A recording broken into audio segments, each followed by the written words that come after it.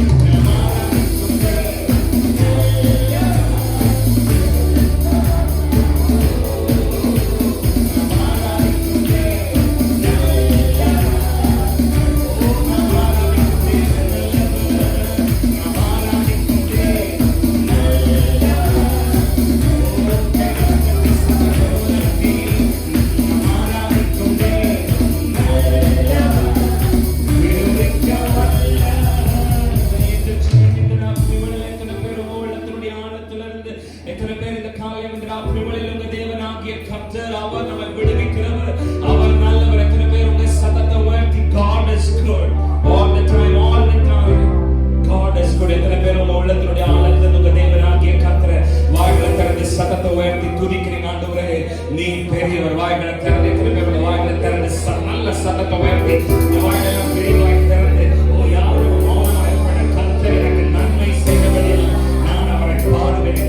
வாய்களை திறந்த சத்தத்தை உயர்த்தி அவர் நன்மை செய்கிறவர், அவர் நன்மை செய்கிறவர், அவர் நன்மை செய்கிறவர்களை சோர்ந்து போகாதவர். அதான் யோகனுடைய மனைவி தேவனை தூசித்து ஜீவனை விடும் இனி நீ வீரோடு இருக்கிறான் கேட்ட போது அவர் தேவனை தொடர்ந்து ஆராதிக்கிறவராகவே எங்களை பேர் வாய்களை திறந்து ஆண்டவரே I will praise you Lord. இன்னுமே அதிகமா இன்னுமே அதிகமா இன்னுமே அதிகமா வாய்களை திறந்து இன்னும் முழு ஆத்மாவோடு இன்னும் முழு பலத்தோடு இன்னும் அதிகமா இன்னும் அதிகமா இன்னும் அதிகமா ஆண்டவரே. ஓ ஹalleluya. இயேசுவே உம்மை உயர்த்துகிறோம். ஹalleluya. உம்மை ஸ்தோத்திரிக்கிறோம் ஆண்டவரே. உமக்கு நன்றி சொல்கிறோம். இயேசுவே உம்மை துதிக்கிறோம். ஹalleluya. In the third chapter, verses commencing from 19 through 30, தானியேல் திருக்கிறிஸ்தவ புத்தகத்தினுடைய 3ஆம் அதிகாரம் 19 30 வரை உள்ள வசனங்களை நம்ம எல்லாரும் சேர்ந்து சத்தமா வாசிக்கலாம். 1033வது பக்கம் தானியேல் 3ஆம் அதிகாரம் 19ஆம் வசனம் தொடங்கி எடுத்துட்டீங்கன்னா ஒரு ஆமென் சத்தமா ஹalleluya சத்தமா ஹalleluya வாசிக்கலாம். அப்பொழுது நேபுகாத்நேச்சாருக்கு கடும் கோபம் உண்டு. ஷாத்ராக் மேஷாக் ஆபேத்நேகோ என்பவர்களுக்கு விரோதமாய் அவருடைய முகம் வேறுபட்டது.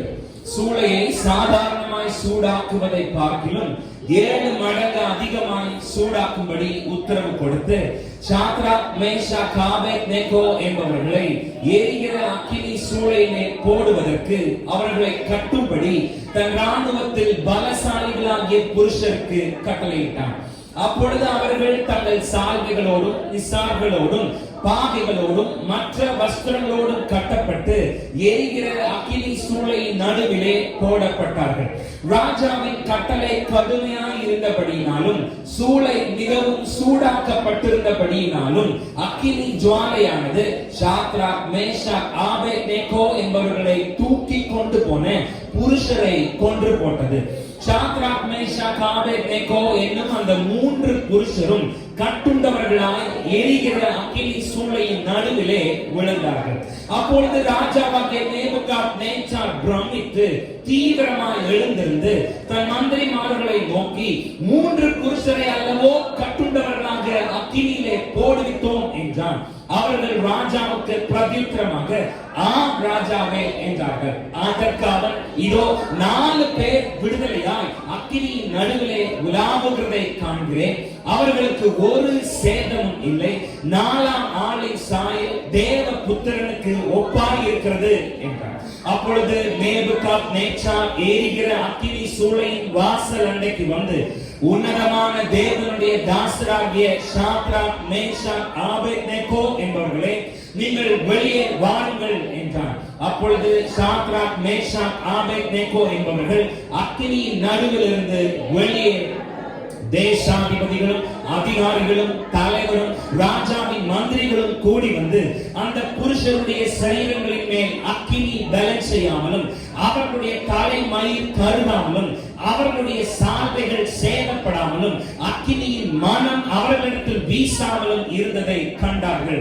அப்பொழுது நேபுகாத்நேச்சார் வசனித்து ஷாத்ராக் மேஷாக் ஆபேத்நேகோ என்பவருடைய தேவனுக்கு ஸ்தோத்திரம், அவர்கள் தங்களுடைய தேவனை தவிர வேறொரு தேவனை சேவித்து பணியாமல் அவரையே நம்பி ராஜாவின் கட்டளையை தள்ளி தங்கள் சரீரங்களை ஒப்புக் கொடுத்ததினால் அவர் தமது தூதனை அனுப்பி தம்முடைய தாசரை விடுவித்தார். ஆதலால் ஷாத்ராக் மேஷாக் ஆபேத்நேகோ என்பவருடைய தேவனுக்கு விரோதமாக தூஷண வார்த்தையை சொல்லுகிற எந்த ஜனத்தானும் எந்த ஜாதியானும் எந்த பாஷைக்காரனும் துண்டித்து போடப்படுவான். அவன் வீடு எருக்களமாக்கப்படும் என்று என்னாலே தீர்மானிக்கப்படுகிறது. இவ்விதமாய் ரட்சிக்கத்தக்க தேவன் வேறொருவரும் இல்லை என்றார். பின்பு ராஜா ஷாத்ராக் மேஷாக் ஆபேத்நேகோ என்பவர்களை பாபிலோன் தேசத்திலே எத்தனை பேர் இந்த வேத பகுதியை எத்தனை தடவை வாசிச்சாலும், எத்தனை தடவை இந்த செய்தியினுடைய இந்த வசனத்துடைய பின்னணியில ஆண்டவருடைய வார்த்தையை கேட்டாலும், எத்தனை தடவை வாசிச்சாலும், இதை வாசிக்கும் போதெல்லாம் நம்மளையும் அறியாம இனம் புரியாத ஒரு தைரியம், ஒரு வைராக்கியம், ஆண்டவர் மேல இன்னும் ஒரு தீவிரமான பற்று, இன்னும் ஒரு பயங்கரமான வெறி இதை வாசிக்கும் போதெல்லாம் வருதுன்னு என் கூட சேர்ந்து ஒத்துக்கிறவங்க மாத்திரம் சத்தமா ஆமென் சொல்லுங்க. ஹalleluya. 1033வது பக்கத்துல அவங்க 3 பேர் எரிகிற அக்கினி சூளைக்கு பக்கத்துல கொண்டு போகப்படுறாங்க. but when God flips the page, ஆண்டவர் ஒரு பக்கத்தை திருப்பும் போது அடுத்த பக்கத்துல பார்த்தா அவர்களே இந்த தேசத்திலே எல்லாரோட பெரிய இடத்துல நேபுகாத்நேச்சார் கொண்டு போய் வச்சானா, இன்னைக்கு என்னோட உங்களோட வாழ்க்கையில எவ்வளவு பெரிய பிரச்சனை இருந்தாலும் ஆண்டவர் சின்னதா ஒரு flip பண்ணினா, ஆண்டவர் சின்னதா ஒரு பேஜை திருப்பினா, நாம நிச்சயமா மிகப்பெரிய உயரத்திலே கொண்டு போய் நம்ம தேவனாகிய கர்த்தர் ஒரு சின்ன flip போது, ஒரே ஒரு சின்ன சேஞ்ச் ஒட்டுமொத்த வாழ்க்கையை நமக்கு மாறி போகும். எத்தனை பேர் ஆமென் சொல்றாங்க? ஹalleluya. தேவனுடைய பிள்ளைகள் பாபிலோனியருடைய சிறையிருப்பிலே சிக்கி இருந்த ஒரு தருணத்திலே நடந்த ஒரு சரித்திரத்தினுடைய பின்னணி நமக்கெல்லாம் நல்லா தெரியும். தேவனுடைய பிள்ளைகள் பாபிலோனுடைய சிறையிருப்பிலே சிக்கிய அடிமைகளாக தங்களுக்கு கொஞ்சம் சம்பந்தம் இல்லாத ஒரு ஊர்ல, அவங்களுக்கு பழக்கம் இல்லாத மனுஷங்களுக்கு மத்தியில, அவங்களுக்கு பழக்கம் இல்லாத பாஷைகளுக்கு மத்தியில, அவங்களுக்கு பழக்கம் இல்லாத கலாச்சாரத்துக்கு மத்தியில ஒரு தேவனுடைய பிள்ளைகள் ஒரு 3 பேர் அடிமைகளாக அங்க இருக்கிற ஒரு 3 பேரை நம்ம பார்க்கணும். எப்படி தேவனுடைய பிள்ளைகளாகிய நாம ஏதேன் தோட்டத்துல விளையாட வேண்டிய நாம நம்முடைய முற்பிதாவாகிய ஆதாம் செய்த தப்புனால ஒரு பெரிய போராட்டத்தோட இன்னைக்கு அடிமைத்தன பூமியில நம்ம போராடிக்கிட்டு இருக்கிறோமோ, அந்த மாதிரி இந்த ஒரு 4 பேர், நிறைய பேர் அங்க கடத்தி கொண்டு போகப்பட்டாங்க கைதிகளாக. நாம இதுல பார்க்கிற இந்த 3 பேர் தானியேல் இதுல சேர்த்துக்கலாம். அப்படி ஒரு 4 வாலிபர்களாக இருந்த ஒரு 4 பேரை பாபிலோனுக்கு அடிமைகளாக கொண்டு போகிறார்கள். அவங்களோட பேர் நமக்கு தெரியும். தானியேல், அதுல ஒருத்தர் ஷாத்ராக், மேஷாக், ஆபேத்நேகோ. அவங்களுக்கு சம்பந்தம் இல்லாத ஊரு, சம்பந்தம் இல்லாத ஜனங்க, சம்பந்தம் இல்லாத பாஷை, சம்பந்தம் இல்லாத கலாச்சாரம், சம்பந்தம் இல்லாத ஒரு புதிய கல்ச்சருக்குள்ள அவங்கள கொண்டு போறாங்க. யூதர்களாகிய அவர்கள் அடிமைகளாக பாபிலோனுக்கு கொண்டு போகப்படுகிறார். அந்த தேசத்துல அவர்களுக்கு புதிய பெயர்களை கொடுக்கிறாங்க, பெயரை கூட மாத்திடுறாங்க. அவர்களுக்கு அறிமுகம் இல்லாத காரியங்கள்ல வலுக்கட்டாயமா அவங்கள நீங்க பண்ணிதான் ஆகணும் அப்படின்னு சொல்றாங்க. அங்க இருக்கிற யாரையுமே அவங்களுக்கு தெரியாது. ஆனா எப்படியோ அந்த தேசத்திலே தேவன் அவர்களை செழிக்க பண்ணினார். அதனால தான் நம்ம இந்த ஆராதனை ஆரம்பிக்கும் நான் சொன்னேன், அவர் சாதாரணமானவர் அல்ல. அவர் என்ன வேணாலும் செய்ய, அவங்களுக்கு கொஞ்சமும் சம்மந்தம் இல்லாத தேசம், அவங்களுக்கு முன்ன பின்ன பழக்கம் இல்லாத ஜனங்க, அவங்களுக்கு முன்ன பின்ன பழக்கம் இல்லாத கலாச்சாரம், பாஷை, அங்க அடிமைகளாக கொண்டு போகப்படுறாங்க. யாரையுமே அவங்களுக்கு அங்க தெரியாது. இவங்களுக்கு சிபாரிசு பண்ணி இவங்களை தூக்கி விடுறதுக்கு யாரையுமே அவங்களுக்கு அங்க தெரியாது. ஆனாலும் அந்த நிலைமையிலும் அந்த சூழ்நிலையிலும் அவர்கள் ஆராதிக்கிற அவர்களுடைய தேவன் ஏதோ ஒரு இயற்கைக்கு அப்பாற்பட்ட விதத்துல ஒரு மிகப்பெரிய செழிப்பினுடைய பகுதியில கொண்டு போய் அவங்களை உட்கார வச்சு அந்த தேசத்துல ஒரு பெரிய போஸ்டிங்ல, ஒரு பதவியில அவங்கள உட்கார வைக்கிறாங்க. ஒரு பெரிய கவர்மெண்ட் போஸ்டிங்ல, அரசாங்க பணியில இவங்க 4 பேரும் பணியமர்த்தப்படுறாங்க.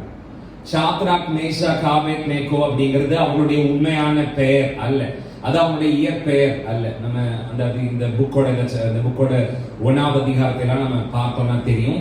ஷாத்ராக்கோட உண்மையான பேரு ஹனன்யா, மேஷாக்கோட உண்மையான பேரு மீஷாவேல், ஆபேத்நேகோவோட உண்மையான பேரு அசரியா. ஆனா அவங்களை இந்த ஊருக்கு கொண்டு வந்து பேரடக்கம் என்ன செஞ்சுட்டாங்க, மாத்திட்டாங்க. ஷாத்ராக், மேஷாக், ஆபேத்நேகோ அப்படின்னு மாத்திட்டாங்க. But that was not their original name. That was not their reality. That was not their identity. அது அவங்களோட அடையாளம் இல்ல. ஷாத்ராக், மேஷாக், ஆபேத்நேகோங்கிறது அது இல்ல அவங்களோட அடையாளம். அவங்களோட இயற்பெயர் நான் சொன்ன மாதிரி ஹனன்யா, மீஷாவேல், அசரியா. ஹனன்யா அப்படின்னா, ஹனன்யாங்கிற பேருக்கு யா இஸ் கிரேஷியஸ், கர்த்தர் கிருபை உள்ளவர் என்றார். ஹனன்யானா கர்த்தர் கிருபை உள்ளவர், யா இஸ் கிரேஷியஸ். ஆனா அவரோட பேரை எப்படி மாத்தினாங்க, ஷாத்ராக் அப்படின்னு மாத்தினாங்க. அப்படின்னா the moon god, நிலா கடவுள் அப்படின்னு மாத்தினாங்க. யா இஸ் கிரேஷியஸ், கர்த்தர் கிருபை உள்ளவர் அப்படிங்கிற அவரோட பேரை ஷாத்ராக்னு மாத்தி நிலா கடவுள், மூன் காட் ன்னு மாத்தினாங்க. மீஷாவேல் அப்படின்னா who is what ஏல் இஸ் என்ன அர்த்தம்? கர்த்தர் யாரோ அவர் அப்படியே இருக்கிறார் அப்படின்னு அர்த்தம். I am that I am அப்படிங்கிற மாதிரி கர்த்தர் யாரோ அவர் அப்படியே இருக்கிறார். அவரை எந்த மனுஷனாலையும் மாற்ற முடியாது, எந்த கால போக்காலையும் அவரை மாற்ற முடியாது. He is he. அவர் யாரோ அவர் அப்படியே இருக்கிறார் அப்படிங்கிற அந்த மீஷாவேல்ங்கிற பேரை மேஷாக் அப்படின்னு மாத்தினாங்க. Who is like Aku is அப்படின்னா ஆகு என்கிற பாகால் தெய்வத்தை போல ஒரு தெய்வம் யாரு அப்படிங்கிற ஒரு பேர் வர மாதிரி, அர்த்தம் வர மாதிரி அவங்க பேரை மேஷாக்குன்னு மீஷாவேல் அப்படிங்கிற கர்த்தர் தான் அவர் யாரோ அவர் அப்படியே இருக்கிறார் அப்படிங்கிற பேரை எப்படி மாத்தினாங்க? ஆகு என்கிற பாகால் தெய்வத்துக்கு ஒப்பானவர் யாரும் இல்லை அப்படின்னு பேரை மாத்திட்டாங்க. அசரியா அப்படின்னா God is my help. கர்த்தர் தேவன் எனக்கு ஒத்தாசை, தேவ ஒத்தாசை என்ன அர்த்தம்? அவரோட பேரை ஆபேத் நேகோ அப்படின்னு மாத்தோம். அப்படின்னா நேபா என்கிற பாகால் தெய்வத்தினுடைய அடிமை அப்படின்னு மாத்தோம். ஒரு 3 வாலிபர்கள் பாபிலோனுக்கு சிறைப்பிடித்து கொண்டு போகப்படுகிறார்கள். கொஞ்சமும் சம்பந்தம் இல்லாத பிராந்தியம், கொஞ்சமும் சம்பந்தம் இல்லாத மக்கள், கொஞ்சமும் சம்பந்தம் இல்லாத பாஷை, அடிமைகளாக கொண்டு போகப்பட்டது மாத்திரம் இல்லாம அவங்க அடையாளத்தையே பேரையே என்ன செய்யறாங்க? மாத்துறாங்க. அவங்களோட பேரை கம்ப்ளீட்டா சேஞ்ச் பண்ணி அவங்க யாருங்கிற ஐடென்டிட்டியவே எரேஸ் பண்றதுக்காக என்ன செய்யறாங்க? அவங்க பேரையும் மாத்தி விடுறாங்க. நான் நினைக்கிறேன் இப்படி இவங்களோட பேரை எல்லாம் மாத்திட்டா இவங்களோட பின்புலத்தை, இவங்களோட நம்பிக்கையை, இவங்களோட தேவ பக்திய மாத்திரலாம் அப்படின்னு என்ன செஞ்சாங்க? பேரை மாத்தினவங்க அப்படின்னு நினைச்சாங்க. இவங்களை இப்ப நீ கடன் வாங்க மாட்ட, நீ கடன் கொடுப்ப, நீ கீழா இருக்க மாட்ட, நீ மேலா இருப்ப, நீ வாலா இருக்க மாட்ட, நீ தலையா இருப்ப. இந்த மாதிரியான பாசிட்டிவ் கன்ஃபெஷன்ஸ் சொல்ல தேவன் நமக்கு நேராக பேசின அறிக்கை செய்த வார்த்தையை சொல்ல நம்ம நாவல ஜீவனோட அதிகாரம் இருக்கிறதுனால நம்ம என்ன சொல்றோமோ அதுவாகவே நம்முடைய வாழ்க்கையை தேவன் உருமாற்றுகிறார். அதனாலதான் நாம் அதை டிக்ளேர் பண்ண முடியாதபடிக்கு, அறிக்கை செய்ய முடியாதபடிக்கு பிசாசும் நம்மளை சுத்தி இருக்கிற மனிதர்களும் நமக்கு வர்ற சூழ்நிலைகளும் நம்மளோட ஐடென்டிட்டி எரேஸ் பண்றதுக்காக, நாம யாருங்கிறத மாத்துறதுக்காக இது இல்ல நீ பத்தியா, அவனுக்கு பிரச்சனை பத்தியா, எங்க போயிட்டு வந்தாலும் அவனுக்கு சண்டை பத்தியா, அவங்க வீட்டுல போராட்டம் பத்தியா, உனக்கு கடன் பத்தியா, உனக்கு காசு இல்ல பத்தியா, திரும்ப அந்த நெகட்டிவிட்டியவே நமக்கு காட்டி அது நம்மளோட அடையாளத்தை இப்படி இதை சொல்றது மூலமா நம்மளோட அடையாளத்தை மாத்திடலாம்னு என்ன செஞ்சாங்க? இவங்க நினைச்சாங்க. இவங்க 3 பேரோட பேரை மாத்துறது மூலமா இவங்களுக்கு இருக்கிற தேவ பக்தியை, இவங்களோட பின்புலத்தை, இவங்களோட நம்பிக்கையை நாம மாத்திடலாம் அப்படின்னு என்ன செஞ்சாங்க? நினைச்சாங்க. இவங்களோட பேரை நம்ம மாத்திட்டா இப்படி ஒரு ஆளு, இந்த மீஷாவேல், இந்த அசரியா, இந்த ஹனன்யா, இந்த மாதிரியான ஆளு இருந்ததுக்கான அடையாளமே சரித்திரத்துல இல்லாம என்ன செஞ்சிடலாம்? பண்ணிடலாம். பேரை மாத்திட்டோம்னா என்ன செஞ்சிட முடியும்? இப்படி ஒரு ஆள் வாழ்ந்ததுக்கான அடையாளமே இல்லாம பண்ணிடலாம் அப்படின்னு நினைச்சாங்க. ஆனா பேரை மாத்தினாலும் அவங்களுக்குள்ள அவங்க யாருங்கிற தெளிவான புரிதல் அவங்களுக்குள்ள என்ன செஞ்சிச்சு? இருந்துச்சு. நான் இதை எப்படி பாக்குறேன்னா, மத்தவங்க நம்மளை எப்படி பாக்குறாங்களோ அது நமக்கு பிரச்சனை இல்லை. சூழ்நிலை நம்மளை என்னவா டிரைவ் பண்ணி சொல்லுதோ அது நமக்கு பிரச்சனை இல்லை. சத்ரு நம்மளை பத்தி என்ன சொல்றானோ அது நமக்கு பிரச்சனை இல்லை. நாம நம்மளை எப்படி பாக்குறோம் அதுதான் முக்கியம். அவங்க என்ன சொல்றாங்கங்கறத நாம ஒத்துக்கிட்டோம்னா, அந்த சூழ்நிலை என்ன சொல்லுதோ அதை நாம ஒத்துக்கிட்டோம்னா, அந்த சத்ரு என்ன சொல்றானோ அதை நம்ம ஒத்துக்கிட்டோம்னா, நாம அதுவாவே நாம காலப்போக்குல மாறிடுவோம். நான் சொல்றேன் இல்ல, நீ சொல்றது இல்ல, நான் தேவனுடைய பிள்ளை, முன்னே தூரமா இருந்த நான் இப்ப சமீபமா இருக்கிறேன். அவர் அப்பா பிதாவே என்று கூப்பிடப்படுகிற புத்திர ஸ்வீகாரத்தின் ஆவி எனக்கு இருக்கு. அவருடைய ஆவியானவர் எனக்குள்ள இருக்கிறார். என்னை கரம் பிடித்தவர் என்னோட வலது கரத்தை பிடிச்சு என் கூடவே நடந்து வருகிறார். அவர் ஒரு காலம் என்னை தனியா விடுறது இல்லை. நான் வாளா இருக்கிறதுக்காக அழைக்கப்பட்டவன் இல்ல, நான் மேலா இருக்கிறதுக்காக அழைக்கப்பட்டவன், நான் கீழா இருக்கிறதுக்காக அழைக்கப்பட்டவன் இல்ல, நான் மேலா இருக்கிறதுக்காக அழைக்கப்பட்டவன், வாளா இருக்கிறதுக்காக அழைக்கப்பட்டவன் இல்ல, தலையா இருக்கிறதுக்காக அழைக்கப்பட்டவன். கர்த்தர் என்ன அப்படிதான் வச்சிருக்கார். இதுதான் நானுங்கிறத, நம்மளோட ஐடென்டிட்டியை, நான் யாருங்கிறத நாம மறந்துடக்கூடாது. எத்தனை பேர் ஆமென் சொல்றாங்க? ஹalleluya. அதான் இந்த மாசத்தோட வாக்குத்தத்தத்தை கூட தாவீது சொல்றாங்க, கர்த்தர் எனக்கு நன்மை செய்தபடியால் அவரை பாடு. முன்னாடி எனக்கு இருக்கிற பிரச்சனை எல்லாம் நான் இவ்வளவு பெருசா லிஸ்ட் அவுட் பண்றதுனால that is not me. இந்த பிரச்சனை இல்லன்னா, இந்த பிரச்சனை என்ன சொல்லுதோ அது இல்லன்னா, சவுலால் வேட்டையாடப்படுகிறவன் ராஜாவாக ஆக முடியாது, அபிஷேகம் பண்ணப்பட்டும் பிரயோஜனம் இல்லை அப்படின்னு எல்லாரும் சொல்றாங்க. இது இல்லன்னா, எனக்கு வேற ஒரு வாழ்க்கையை கர்த்தர் வைத்திருக்கிறார், அந்த வாழ்க்கையை கர்த்தர் எனக்கு தருவார், அவர் எனக்கு அதை தருகிறபடினாலே நான் அவரை பாடி துதிப்பேன். இந்த 3 பேரும் பேரை மாத்தி விட்டாலும் உங்க அடையாளத்தையே நான் சேஞ்ச் பண்ணிடுவேன் அங்க ஊர்ல இருக்கிறவங்க சொன்னாலும் அவங்க 3 பேருக்குள்ள உறுதியான கான்ஃபிடன்ஸ் இருந்துச்சு. நாங்க ஜீவனுள்ள தேவனாகிய கர்த்தரை ஆராதிக்கிறவர்கள். எத்தனை பேர் ஆமென் சொல்லுங்க? ஹalleluya. சத்தமா ஹalleluya. சத்தமா ஹalleluya. அவங்க பேரை மாத்திட்டா, அவங்க பேரை அவங்க கிட்ட இருந்து எடுத்துட்டா, அவங்க தெய்வத்தை அவங்க கிட்ட இருந்து தள்ளிடலாம் அப்படின்னு பேரை மாத்தினவங்க நினைச்சாங்க. அவங்கள அவங்க லட்சிய கரைக்கு போக விடாம தடுத்தரலாம்னு என்ன செஞ்சாங்க நினைச்சாங்க. பேரை மாத்தி விட்டுட்டா, நீ இது இல்ல இது இல்ல இதுதான் நீ இதுதான் நீ இதுதான் நீன்னு சொல்ல வச்சுட்டா அவங்களோட தெய்வத்தை அவங்க மறந்துடுவாங்க. அவங்க போய் சேர வேண்டிய லட்சிய கரையை அவங்க மறந்துடுவாங்க அப்படின்னு என்ன செஞ்சாங்க நினைச்சாங்க. ஆனா அவங்க எங்க தப்பு பண்ணிட்டாங்கன்னா, அவங்க அடிமையா போன தேசத்திலயும் அவங்க தேவனை ஆராதிக்கும்படிக்கு ஒரு சின்ன கேப், ஒரு ஹோல் அவங்க விட்டாங்க பாரு. அதுதான் தப்பு. நம்மளையும் நினைச்சு பாருங்களே, நாம இருந்த அடையாளமே தெரியாம நாம காணாம போயிடணும்னு பிசாசு நினைச்சா, நம்மளை சுத்தி இருந்த மனிதர்கள், அது யாரோ நம்முடைய நண்பர்களோ உறவினர்களோ நம்ம பக்கத்துல இருக்கிறாங்களோ யாரோ, நம்ம இருந்த அடையாளமே தெரியாம போயிடணும்னு நினைச்சு அதுக்கு என்னெல்லாம் நமக்கு பண்ணணுமோ அத்தனையுமே நமக்கு பண்ணினாங்க.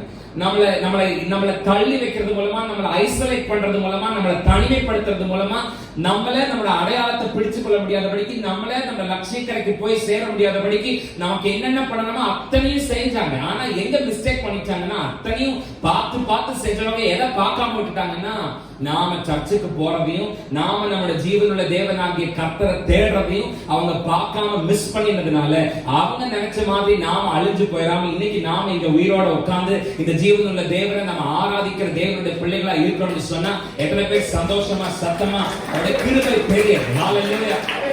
சத்தமா ஹalleluya. அவரை நாம அறிஞ்சுக்கிட்டதுனால சத்ரு நினைச்ச மாதிரி நாம அழிஞ்சு போகல. எத்தனை பேர் ஒத்துக்கிட்டாங்கன்னு சொல்லுங்க? ஹalleluya. ஹalleluya. அது திரும்ப உங்களோட இதயத்திலே நீங்க யோசிப்பாங்க, ஏய் சத்ருவே, நீ என்னோட லட்சியக்கரையை நான் பிடிக்க கூடாதுங்கிறதுக்காக எல்லா வேலையும் பண்ணி நான் எங்க தப்பு பண்ணிட்டீங்கன்னா என்ன நீ சர்ச்சுக்கு போக விட்டுருக்க கூடாது, இப்படி ஒரு தெய்வத்தை நான் அறிந்து கொள்ள நீ விட்டுருக்க கூடாது, எல்லா நேரத்திலையும் அவரை நான் துதிக்க பாட ஆராதிக்க நீ என்ன விட்டுருக்க கூடாது, நீ எல்லாத்தையும் பார்த்து செஞ்சவன், என்ன ஐசோலேட் பண்றதுக்காக என்னென்ன பண்ணணுமோ அத்தனையும் பார்த்து செஞ்சவன், நான் தேவனை பக்கத்துல நெருங்கி சேர்றதை நீ கவனிக்காம விட்டது உன்னோட தப்பு. அவர் இன்றைக்கு என்ன வாழ வைத்திருக்கார். நீ நினைச்ச மாதிரி நான் கலருக்குள்ள இல்ல, நீ நினைச்ச மாதிரி என் குடும்பம் முடிஞ்சு போயிட நான் உயிரோடு கூட இருப்பேன். ஹalleluya. சத்தமா ஹalleluya.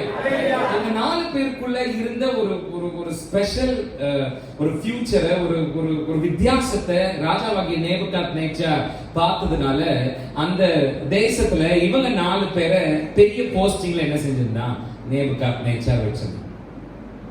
ஒரு பெரிய போஸ்டிங்ல இருந்ததுனால இவங்க ராஜ போஜனம் தான் என்ன செய்யணும், சாப்பிடணும் அப்படிங்கறதையும் சொல்லியிருந்தாங்க. சோ இவங்களோட நிறைய இன்னும் ஆட்களை ரெக்ரூட் பண்ணி வச்சிருக்காங்க. அப்ப எல்லாருமே என்ன செய்யணும்னா ராஜ போஜனத்தை தான் சாப்பிடணும்.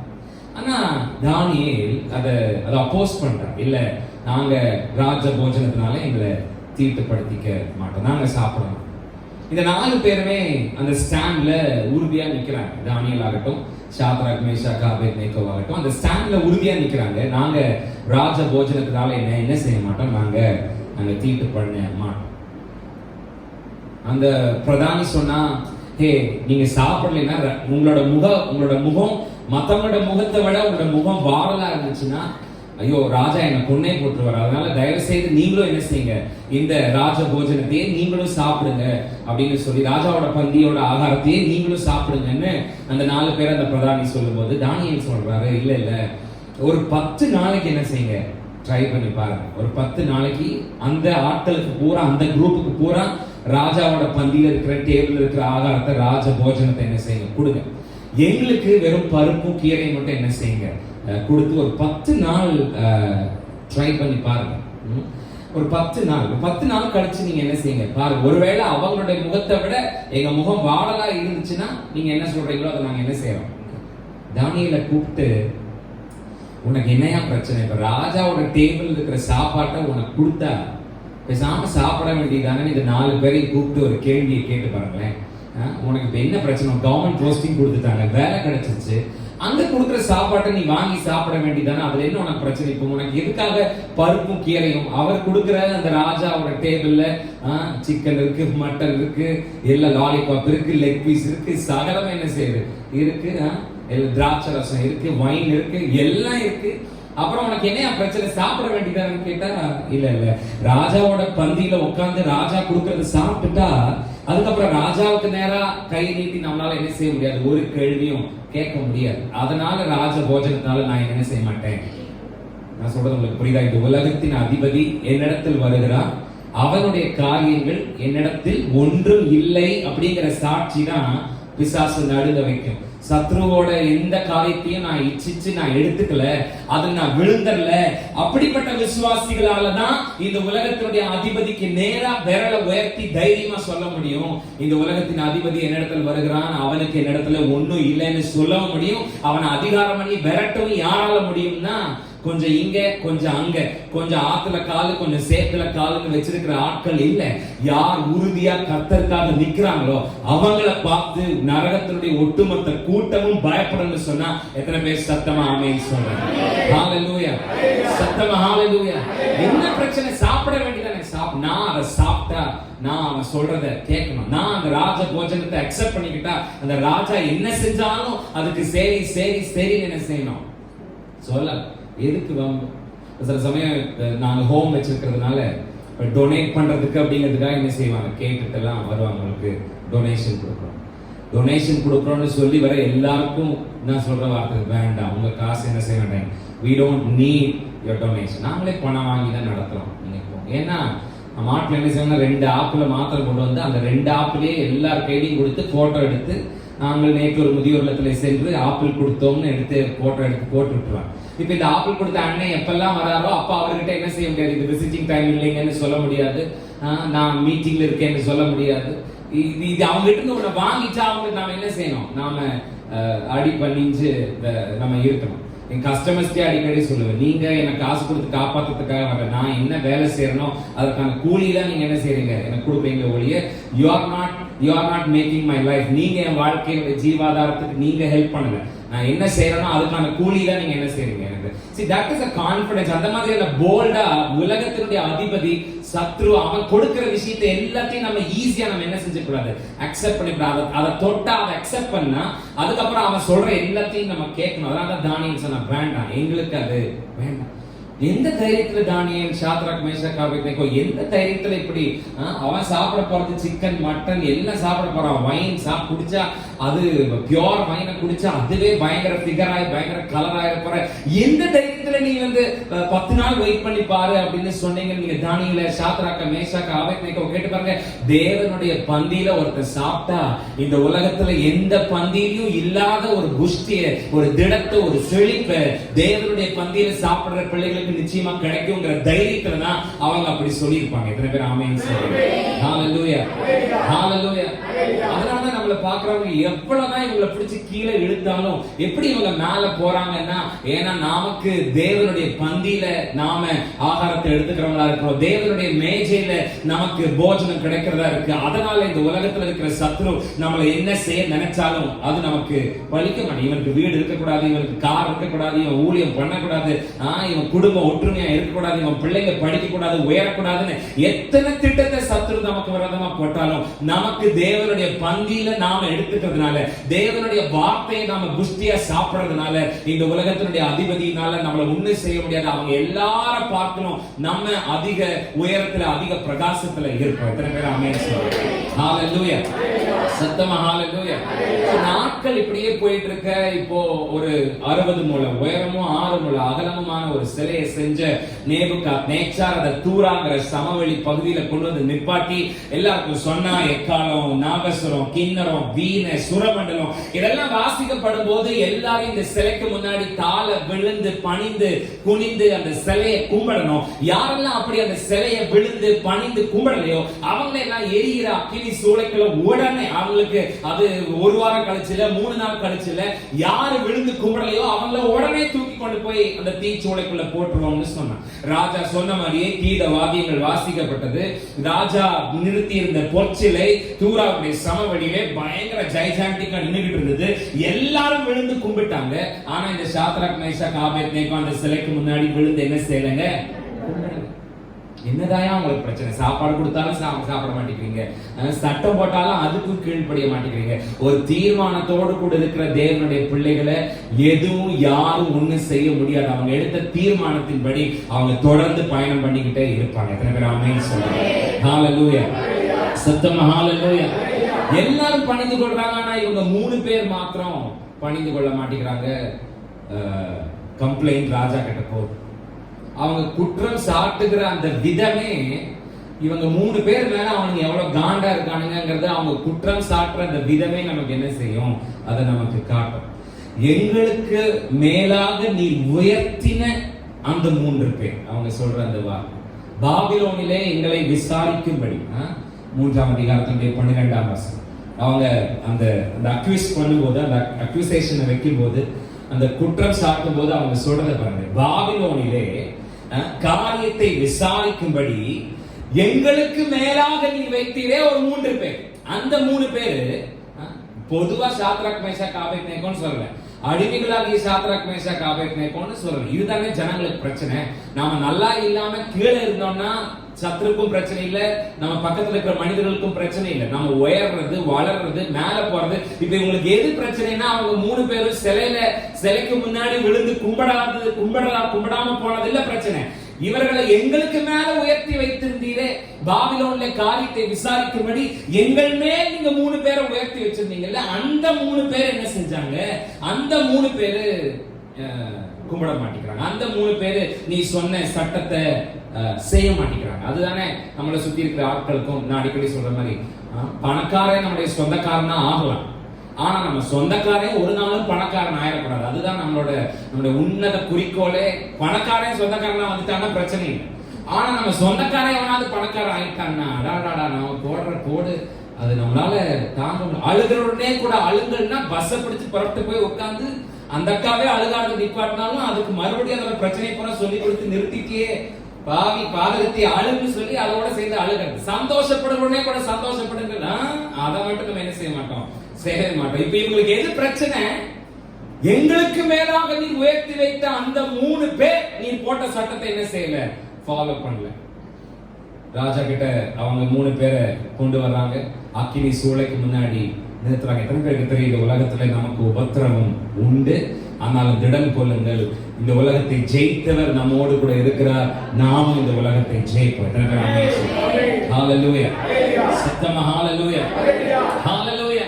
இவங்களால பொறுத்துக்க முடியல. பட் என்ன பண்றது? ஆண்டவர் நான் சொல்றேன், நான் அடிக்கடி ஜெபம் பண்ணும்போது சத்ருபாசி உனக்கு பிடிக்கலங்கிறதுக்காக, உன்னால பொறுத்துக்க முடியலங்கிறதுக்காக ஆண்டவருக்காக உறுதியா நிக்கிற என்ன ஆண்டவர் ஆசீர்வதிக்காம விட்டுருவாரா? உனக்கு பிடிக்கலங்கிறதுக்காக, உனக்கு பொறுக்க முடியலங்கிறதுக்காக ஆண்டவருக்காக நிக்கிற என்ன என்னோட ஆண்டவர் ஆசீர்வதிக்காம விட்டுருவாரா? அவர் யாரை உயர்த்தணும்னு நினைக்கிறாரோ அவர்களை அவர் உயர்த்துவார். அவர் யாரை மேன்மைப்படுத்தணும்னு நினைக்கிறாரோ அவர்களை அவர் மேன்மைப்படுத்துவார். என்ன என்னோட தேவனாகிய கர்த்தர் உயர்த்துவார், என்ன என்னோட தேவனாகிய கர்த்தர் மேன்மைப்படுத்துவார். உனக்கு பிடிக்கலங்கிறதுக்காக, உனக்கு பொறுக்கலங்கிறதுக்காக என்னோட ஆண்டவர் என்ன கைவிட மாட்டார். எத்தனை பேரை கூட சேர்ந்து ஒத்துக்கிறேன்? ஹalleluya, சத்தமா ஹalleluya, ஹalleluya. 3 பேரை கொண்டு முன்னாடி நிப்பாட்டோம்னா ராஜா சொன்னா, ஓ நீங்க தான் அந்த அந்த அந்த 3 பேரா? நான் அனுப்பின லெட்டர் உங்களுக்கு கிடைக்கலன்னு நினைக்கிறேன்.